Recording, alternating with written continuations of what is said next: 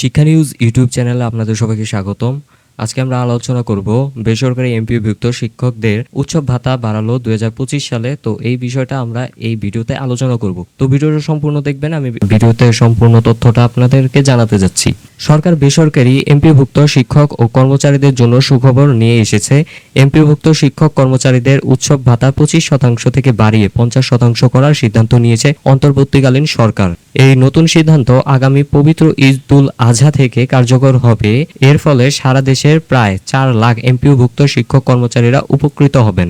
স্থানীয় সরকার, পল্লী উন্নয়ন ও সমবায় এবং যুব ও ক্রীড়া উপদেষ্টা আসিফ মাহমুদ সজীব ভুঁইয়া তার ফেসবুক পোস্টে এই সিদ্ধান্তের কথা জানিয়েছেন। তিনি লিখেছেন, বেসরকারি শিক্ষা প্রতিষ্ঠানের এমপিওভুক্ত শিক্ষক কর্মচারীরা এখন মূল বেতনের 50% হারে ঈদ বোনাস পাবেন। এর আগে তারা 25% হারে উৎসব ভাতা পেতেন। এই সিদ্ধান্ত শিক্ষকদের আর্থিক সুবিধা বাড়াবে এবং তাদের জীবনযাত্রার মান উন্নত করবে। উৎসব ভাতা ছাড়াও এমপিওভুক্ত শিক্ষক কর্মচারীদের জন্য আরও কিছু সুবিধা ঘোষণা করা হয়েছে। সাবেক শিক্ষা উপদেষ্টা অধ্যাপক ওয়াহিদুদ্দিন মাহমুদ গত 5 মার্চ তার দায়িত্বের শেষ দিনে জানিয়েছেন, শিক্ষকদের বাড়ি ভাড়া, চিকিৎসা ভাতা এবং বিনোদন ভাতাও বাড়ানো হবে।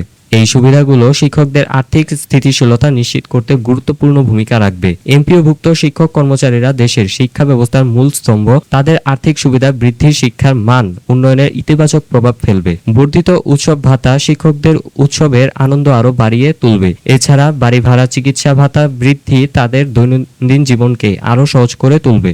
শিক্ষকরা জাতির ভবিষ্যৎ গড়ার কারিগর, তাদের প্রতি সরকারের এই উদ্যোগ শিক্ষা খাতে ইতিবাচক পরিবর্তন আনবে।